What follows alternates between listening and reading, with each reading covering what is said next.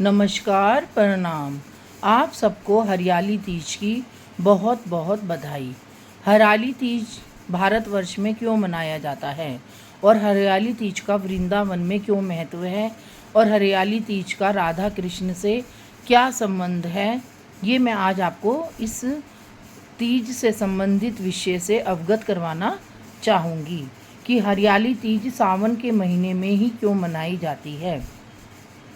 जब भगवान द्वापर में त्रेता युग में भगवान कृष्ण द्वापर युग में भगवान कृष्ण जब आए थे इस सृष्टि पे, तब चारों तरफ इतनी हरियाली होती थी।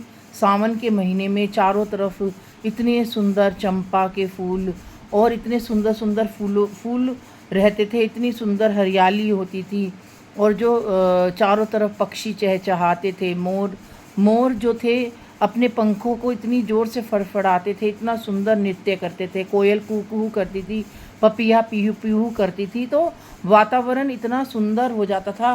चारों तरफ वर्षा ऋतु में ही सावन का जो त्यौहार है वो मनाया जाता है।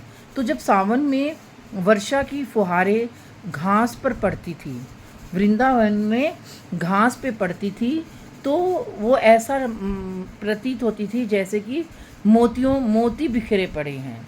इतना सुंदर, इतना विहंगम दृश्य हुआ करता था जब भगवान कृष्ण गोपियों के संग और राधा जी के संग रास खेलते थे। तो झूला झूलने की पद्धति कहाँ से आई? तो जब चारों तरफ इतना सुंदर वातावरण होता था, इतना विहंगम वातावरण होता था, तो राधा जी की पायल छम छम छम छम करती हुई पूरे वृंदावन को अपनी कर्णवेदी तरंगों से चारों तरफ तरंगे ही तरंगे महसूस होती थी, प्रज्वलित होती थी। तो कृष्ण की बंसी बजती चली जाती थी और राधा की पायल भी छन छन छन छन करती हुई पूरे वृंदावन में अपना विहंगम जो कर्णभेदी तरंगे थी सबके हृदयों को लुभाती थी। तो सभी देवी देवता भी इस विहंगम दृश्य के लिए आतुर रहते थे कि कब कृष्ण की बंसी बजे और कब राधा की पायल बजे और कब गोपियाँ नृत्य करे और कब भगवान रास करे।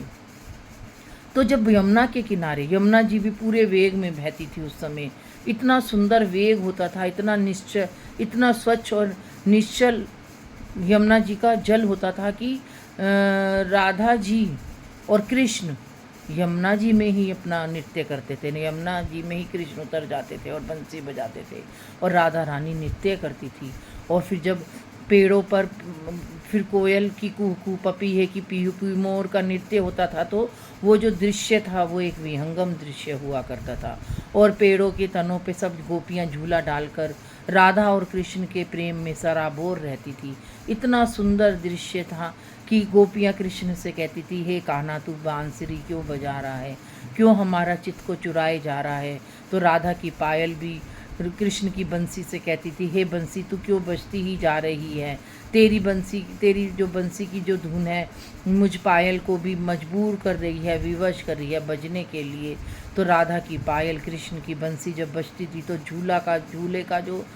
झूला जो झूलते थे राधा और कृष्ण, तो उस समय की छटा बहुत ही देखने लायक होती थी, बहुत ही सुंदर लगती थी वो छटा।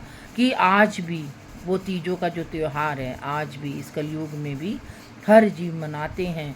हर अग्रवाल समाज में ये तीजों का त्यौहार मनाया जाता है, ताकि आज भी हम उस समय का जो उल्लास था, उमंग थी, उस उल्लास और उमंग को अपने हृदय में विसार कर राधा और कृष्ण के प्रेम में खो जाएं, रम जाएं। आज के लिए इतना ही, आगे मैं इसको विस्तृत से और आपको बताऊंगी।